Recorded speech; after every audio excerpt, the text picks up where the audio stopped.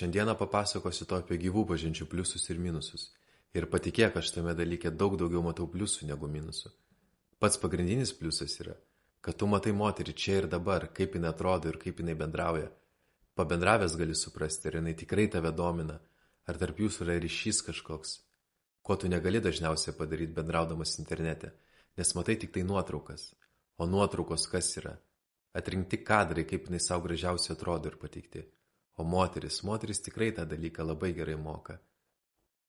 Tai ne kartą spėju yra to buvę, kad galvoju ten, kokie aštunkė ateis, bent iš nuotraukų taip atrodo. O susitinki ir vaibas. Atbūni tą pasimatymą iš draugiškumo. Ir tiek, ir laiką prarandi. O vyrui toks svarbus resursas - laikas. O gyvai prieidamas tu taupai savo laiką, nes tu dėl to juk ir prieini, nes jinai tau simpatiška, tu ją pamatėjai, pajutai aistrą didesnę ar mažesnę ir nori susipažinti. Pažinti jos vidinės savybės, suprasti kokią energetiką, bendravimo manierus, ar jūs suderinami visiškai kaip žmonės. Nes būna tikrai, kada prieini ir matai, kad ne tas variantas visiškai. Tada atsisveikini, palinki gražios dienos ir nueini toliau. Dar vienas dalykas gan svarbus. Kada tu susitiksi su juo antrą kartą, tu žinosi, kad tarp jūsų yra simpatija abipusė. Nes jūs jau esate bendravę gyvai, jinai yra tave mačiusi, pajautusi. Ir tikrai nesusitiktų antrą kartą, jeigu nejaustų kaip vyrui traukos. Reiškia, tas pradinis ryšys yra, ta bazė pirminė yra pastatyta, tik reikia ją sustiprinti. Dar automatiškai tu lavini savo bendravimo įgūdžius su moterim bei keli pasitikėjimo lygį, nes tas pats bendravimo įgūdis su moterimis, jisai ateina su praktika. Kada tu praktikuoji, dažnai bendrauji, komunikuoji, tai ir jautiesi daug užtikrintesnis ir pasitikintis savimi, o kada apleidi, tai ir tampi tada mažiau užtikrintas, mažiau pasitikintis. Tai tas dalykas irgi gaunamas su praktika, su pastovumu. Ir čia yra normalu, kada vyras, tarkim, ateina pasimatymo po ilgo laiko ir jam yra nekomfortiška. Nėra taip drąsu, kažkoks netoks jaučiasi. Nes nebuvo to ilgą laiką, trūko praktikos. Tai tarkim, paimkim tokį variantą. Tu sėdi namie pusę metų ir niekur neini, su niekom nebendrauji. Darbas iš namų tenai. Su draugais retai susitinki, su moterim tuo labiau. Paimkim tokį dalyką, susifokusavęs ties kažkokiu projektu, kur reikia pabaigti ir viskas pusę metų. Ir po pusės metų galvoji, viso, gana reikia kokį pasimatymą nuvaryti. Įsirašai Tinderį. Apie gyvas pažintis tai net ne, kokios gyvos, čia kosmosas iš vis tau. Per savaitę ten atrandi 5, šiaip netaip, ten vargais negalai susitinki. Ir žiūri, kad blemba, jaudulys kažkoksai, tai nežinai kaip įsireikšti, kaip mintis dėlioti, nuo kurio galo pradėti, kaip kas. Ir jinai pajaučia, kad, ne tas vyras. Nepasitikintis, neužtikrintas, nežinantis, ko nori, pasimetęs. O moterim kokie vyrai patinka? Užtikrinti, žinantis, ko nori, pasitikintis savimi. Ir tu ne tas variantas ir jinai nurašo iš karto. Nesakau, gali būti kažkokios kitos tavo savybės, kurias jinai žvelgs ir jai patiks, čia daug kas priklauso nuo moters. Gini savo pasitikėjimo lygį ir keli vyriškumą, nes kada perlipi per save ir nelieki tame pradinėme taške, padarai tai, ką nori padaryti. Ir augi, darai veiksmus, priemi vyriškus sprendimus, o ne buvimą komforte. Tai ir augina vyriškumą ir pasitikėjimą. Nes tu nepasiduodi tom emocijom, kurios tave gali valdyti, tam jauduliui, tam atsakymui ne iš jos, tiem proto sukurtiem scenarijam. Ne dabar, dar nelaikas, baigtų. Čia kažkas pamatys, kažką pagalvos. Eik, tu gausi atsakymą, ne prie visų, gėda, kokia blemba, kad durnas.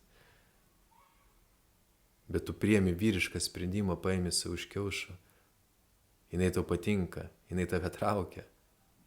Tu parodai savo vyrišką iniciatyvą ir padarai bandymą, kas vyrui yra labai svarbu. Ir nesvarbu rezultatas. tu jau padarėjai tą sprendimą, kuris įtakoja tavo augimą ir priemi tai kaip patirtį. Tu turi suprasti, kad visom patikti negali, skirtingos moterys, skirtingi skoniai, skirtingai mato tave kiekviena ir jaučia. Taip, kad čia yra normalu, tu turi tą suprasti ir priimti. Jei tu esi normalus vyras, susitvarkęs, išvaizdas, stilius, bendravimas, tai viskas priklauso tik nuo skaičiaus, tu vis tiek kažkada sutiksi savo žmogų. Jeigu, aišku, tai negazdini, nepersikui, nesąmonių nešneki, nekrypovai kalbini. Nors, kiek man tekia klausinėti moterių, tai dažniausiai būna, kad nelabai kaip. Nes man įdomu būdavo paklausdavo, ar čia Lietuvoje kalbina, tai sakydavo, nelabai. Aplamai viena ukrainietė sakė, 2 metus čia yra ir porą kartų tik tai užkalbino. Sako, pas juos Kijeve, sako, išvarai į centrą, sako, belekas. Vos spėjus porą žingsnių padaryti, sako, iškart prisistato. O Lietuvoje, ne, sako, čia tik tai pasižiūri žvilgsniu ir nueina. Mes kalbam apie socialinės situacijas. Ten, kad ir parduotuviai, toj pačioj gatvėje, sporto salėje. Bet kur tik tai pamatai tau seksualią patrauklę moterį, prieit užkalbėti tinkamai, gražiai, nekrypovai kažkaip ten gazdinti ir panašiai, neiškart numerio prašyti.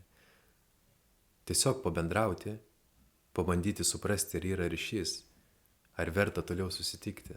Nes daugelis gyvena socialinėse normose, įsitikinimuose.